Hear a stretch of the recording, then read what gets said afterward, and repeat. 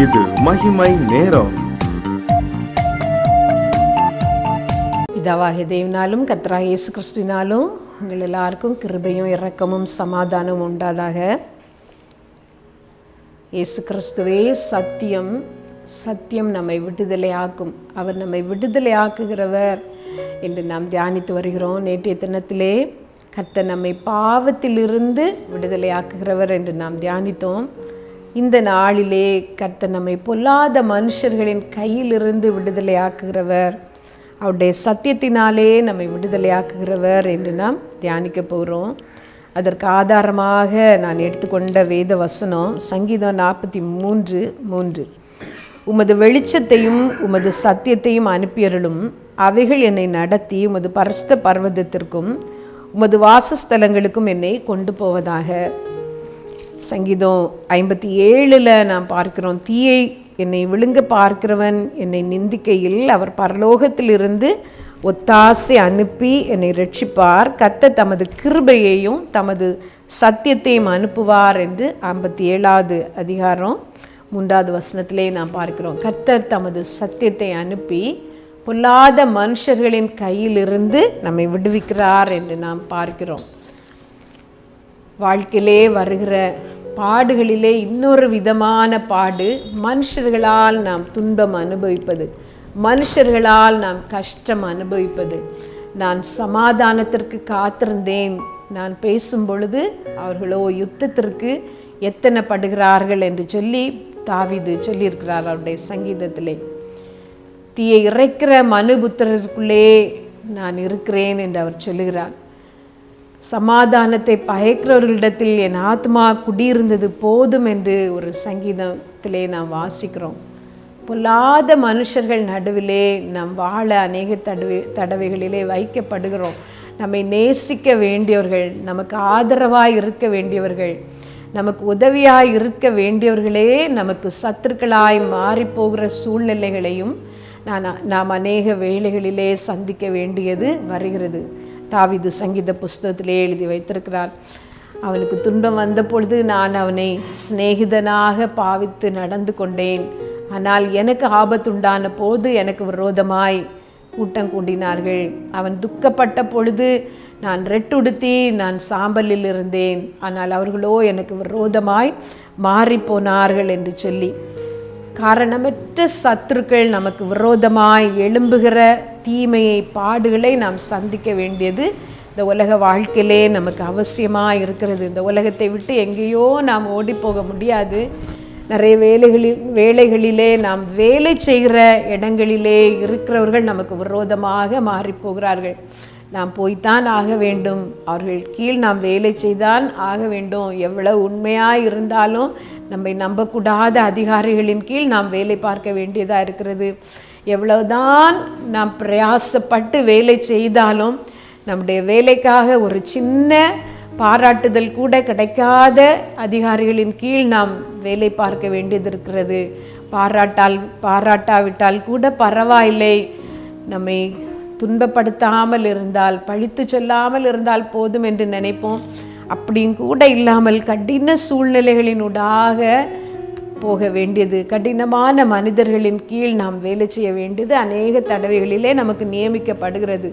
எங்கேயும் நான் தப்பி போக முடியாது. வீட்டிற்குள்ளேயும் கூட அப்படிதான், நம்மை நேசிக்க கூடாத மனிதர்கள் நடுவிலே நாம் வாழ வைக்கப்படுகிறோம். அப்படிப்பட்ட சூழ்நிலைகளில் எல்லாம் நமக்கு வாழ்க்கை கசந்து போகிறது.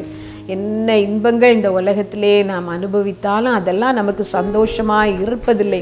பிள்ளைகளின் நிமித்தம் வேதனைப்படுகிற பெற்றோர்கள், துரோகிகளாய் போன சகோதர சகோதரிகளின் நிமித்தம் பாடுபடுகிற உடன்பிறப்புகள், துரோகம் செய்கிற கணவன், துரோகியாய் மாறிப்போன மனைவி, இப்படிப்பட்ட சூழ்நிலைகளிலே நாம் வைக்கப்படுகிறோம். பொல்லாத மனுஷர்களின் கீழ் நாம் வாழ வேண்டியது இருக்கிறது. இந்த சூழ்நிலைகளில் எல்லாம் நம்மை விடுதலை ஆக்குகிறவர் நமக்கு ஒரு தேவன் உண்டு. நம்மோடு கூட இருந்து நமக்கு உதவி செய்கிறவர் ஒரு தேவன் உண்டு. நம்முடைய அன்பை புரிந்து கொள்ள செய்கிறவர் ஒரு தேவன் உண்டு. நமக்கு ஒரு விடுதலை தருகிற ஒரு கர்த்தர் உண்டு. அவர்தான் ஜீவனுள்ள நம்முடைய தேவனாகிய இயேசு கிறிஸ்து. அவரை மாத்திரம் நீங்கள் பற்றி கொண்டால் போதும். அவர் உங்களுக்கு உதவி செய்வார், அந்த சூழ்நிலைகளை மாற்றுவார். வேதத்தில் நாம் யோபு பக்தனை பற்றி நாம் பார்க்கும் பொழுது கொடிய பாடு, ஒரே நாளிலே எல்லா செல்வம், எல்லா சம்பத்து, எல்லா பிள்ளைகளையும் அவர் இழந்து போகிறார். அவருக்கு இப்பொழுது இருப்பது ஒரு வியாதி பிடித்த ஒரு சரீரமும் ஒரு மனைவியும் மட்டும்தான். அவரை பார்க்க அவருடைய சிநேகிதர்கள் வருகிறார்கள். தூரத்திலே உருக்குலைந்து போன யோபுவை பார்த்து 3 நாள் சாப்பிடாமல் அழுது கொண்டிருந்தவர்கள் பிறகு காரணங்களை கண்டுபிடிக்க தொடங்கினார்கள். கர்த்தருக்காக பேசுகிறோம் என்று நினைத்து யோபுவை புண்படுத்தி பேசினார்கள். ஆனால் யோபு அவருடைய வாயினால் பாவம் செய்யவில்லை என்று வேதத்தில் வாசிக்கிறோம். அது மாத்திரம் இல்லை, கர்த்தரே சாட்சி சொல்கிறார், யோபு பேசினது போல நீங்கள் நிதானமாய் பேசவில்லை என்று சொல்லி. அந்த பாடுகளின் நடுவிலே யோபு நிலை குலைந்து போகவில்லை. காரணம், என் மீட்பர் உயிரோடு இருக்கிறார் என்றும் அவர் கடைசி நாளில் பூமியின் மேல் நிற்பார் என்றும் நான் அறிந்திருக்கிறேன் என்று சொன்னார். யோபுவுக்கு நம்பிக்கை அந்த ஜீவனுள்ள தேவன்தான். அதே போல தான் உங்கள் வாழ்க்கையிலையும் கடினமான சூழ்நிலைகளினூடாக நீங்கள் போகிறீர்கள். உண்மை மறைக்கப்படுகிறது. முழு பொய் சொல்லுகிறவர்கள் வாழ்ந்திருப்பதை போல இருக்கிறது. ஆனால் கட்டாயம் கர்த்தர் உங்களுக்காக கிரியை செய்கிற நேரம் உண்டு. என்றைக்காவது ஒரு நாள் உண்மை ஜெயித்து தான் ஆக வேண்டும். கர்த்தர் உங்களுக்காக யுத்தம் பண்ணியே தீர்வார். அவர் எல்லா காரியங்களையும் மறந்து போகிறவர் அல்ல. எல்லாவற்றையும் அவர் கணக்கிலே வைத்து உங்களுக்கு உதவி செய்கிறவர். இயேசு கிறிஸ்து உங்களுக்காக யுத்தம் செய்து அந்த மனிதர்கள் நடுவிலே உங்கள் தலையை உயர்த்துவார். இயேசு கிறிஸ்து உங்களுக்காக கிரியை செய்யும் பொழுது உங்களை யாரும் எதிர்க்க முடியாது. அந்த வேதத்தில் நாம் வாசிக்கும் பொழுது தாவீதை பற்றி ஒரு கதை நமக்கு தெரியும். கேகிலா பட்டணத்தாருக்காக உதவி செய்ய தாவீது போகிறார். கேகிலா பட்டணத்தாரை பெலிஸ்தியர் வந்து பிடித்து கொள்ளுகிறார்கள்.